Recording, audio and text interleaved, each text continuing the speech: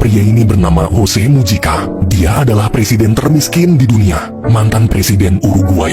Selama menjabat jadi presiden, Mujica menyumbangkan 90% gajinya untuk amal. Dia tinggal di rumah kecil di lahan pertanian yang airnya aja masih pakai sumur. Mujica hidup bersama istri tercinta dan seekor anjing peliharaannya.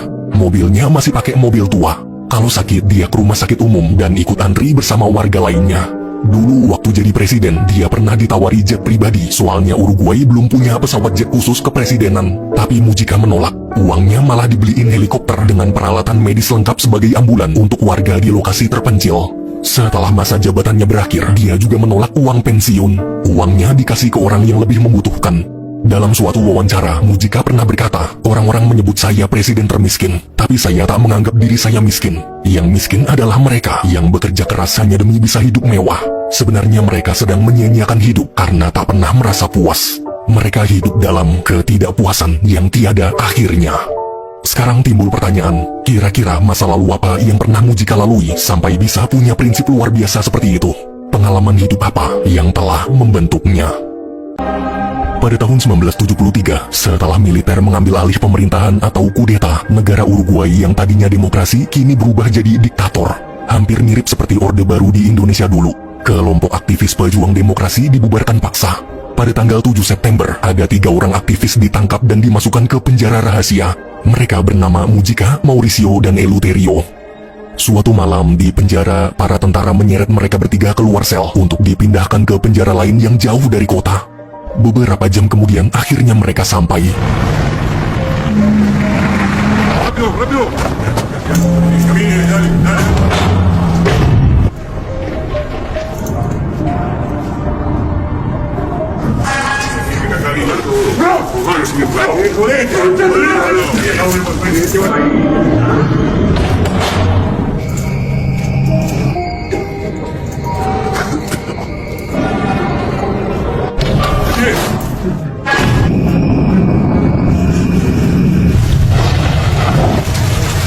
Semalaman itu, mereka hanya boleh berdiri di pojokan sel.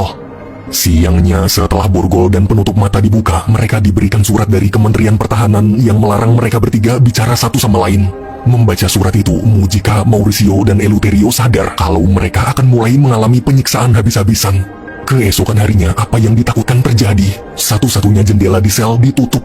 Selama 12 bulan ke depan atau 365 hari, Mujica, Mauricio, dan Eleuterio tak akan bisa melihat sinar matahari lagi.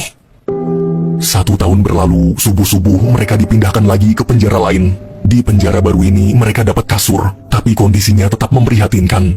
Suatu siang, komandan menemui mereka bergantian. Dia berkata, hari ini keluarga Mauricio akan datang berkunjung. Agar penyiksaan tak ketahuan, mereka akan dicukur dan dimandikan. Komandan juga mengancam jangan berani-berani memberitahu apa yang terjadi di sini. Jika sampai penyiksaan ini bocor ke publik, maka keluarga Mauricio juga akan ditangkap. Bagi pemerintah, mereka bukanlah tahanan, namun sandera politik. Selesai mandi dan cukuran, akhirnya Mauricio bertemu orang tua dan putrinya. Ia sangat bahagia. Namun saat baru melepas rindu, penjaga buru-buru membawa Mauricio kembali ke sel. Di hari ke-803 pada tahun 1975, mereka dipindahkan lagi ke penjara dengan sel lebih kecil. Di malam Natal, ketika petugas sibuk berpesta, Eleuterio mencoba mengetuk dinding berharap salah satu temannya menjawab. Ternyata ketukannya dibalas. Ia lalu coba berkomunikasi menggunakan bahasa kode ketukan yang biasa dipakai di telegram. Waktu bertanya siapa di sebelah, ternyata Mauricio. Betapa bahagianya Eleuterio. Setelah selalu sendirian, kini dia bisa ngobrol dengan temannya lagi. Mereka pun saling mengucapkan selamat Natal. Berbulan-bulan berlalu, di tahun 1976, Eleuterio dan Mauricio masih terus saling berkomunikasi menggunakan bahasa kode ketukan. Mereka bahkan main catur imajinasi lewat ketukan. Suatu siang, saat Eleuterio ke toilet, gara-gara tangannya diborgol, dia susah jongkok. Karena untuk sekedar memindahkan borgol aja nggak bisa sembarangan, jadi penjaga pergi laporan dulu ke atasan. Ketika melihat sobekan koran dari tempat sampah, Eleuterio diam-diam memasukkannya ke kantong celana.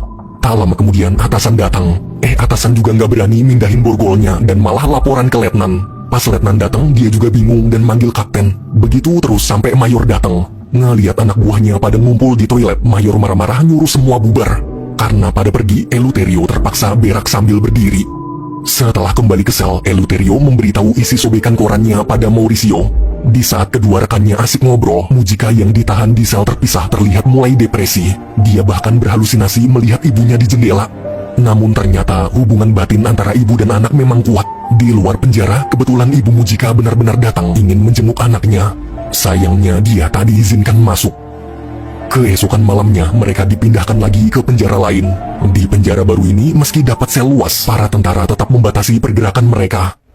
Di hari ke-1529 tahun 1977, suatu malam Mauricio tak bisa tidur gara-gara dua penjaga berisik saling curhat tentang cewek.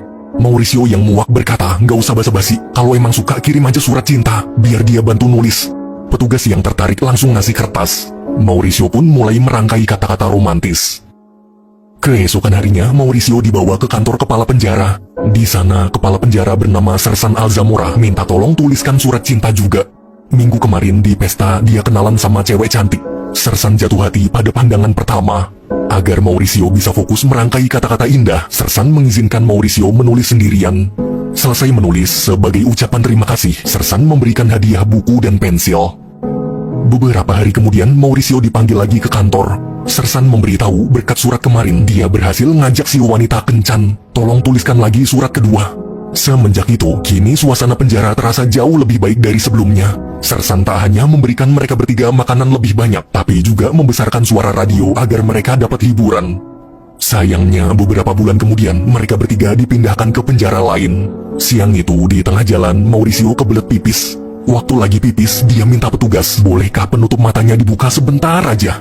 Karena yang mengantar anak buah Sersan, petugas pun mengabulkan permintaannya. Mauricio begitu bahagia. Setelah 4 tahun lamanya dalam kegelapan, akhirnya dia bisa merasakan sinar matahari lagi. Malam hari, sesampainya di penjara baru, keadaan kembali seperti dulu. Mereka ditempatkan di sel kecil di ruang bawah tanah. Kondisi Mujika semakin depresi. No voy a pensar, no voy a pensar, no voy a pensar. Sí, habla conmigo, habla. Agresivo. ¡Sáquenlo! ¡Sáquenlo de acá! No voy a pensar. Pada tahun 1979, mereka dipindahkan lagi. Alhamdulillahnya, di sel baru ini mereka dapat kasur dan jendela kecil untuk melihat keluar. Eleuterio dan Mauricio juga ditempatkan sebelahan. Mereka bisa berkomunikasi dengan kode ketukan lagi. Beberapa minggu berlalu, Eleuterio memberitahu Mauricio kalau hari ini putrinya akan berkunjung. Mauricio pun membuatkan dongeng agar temannya bisa menceritakan dongeng itu ke putrinya. 1 jam kemudian, Eleuterio bertemu putrinya. Mendengar cerita dongeng sang ayah yang sudah lama tak pernah pulang, putri Eleuterio sangat senang. Namun kunjungan itu hanya sebentar. Sebelum berpisah, Eleuterio bilang kapan-kapan ayah akan menceritakan dongeng baru. Keesokan harinya, ketika Mujika, Mauricio, dan Eleuterio sedang santai di sel masing-masing, tiba-tiba petugas datang lalu memasukkan meja, kursi, buku, koran, radio, bahkan cemilan ke dalam sel. Melihat itu, mereka bertiga bingung. Ada apaan nih? Tapi mumpung dikasih, ya dinikmatin.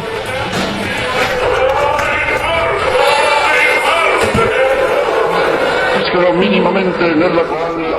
El Madrid, tocado al borde, las etapas más difíciles de tocar como a un país caudillo. Wikipedia al descuento del año y sus actores y el técnico se hizo con esto.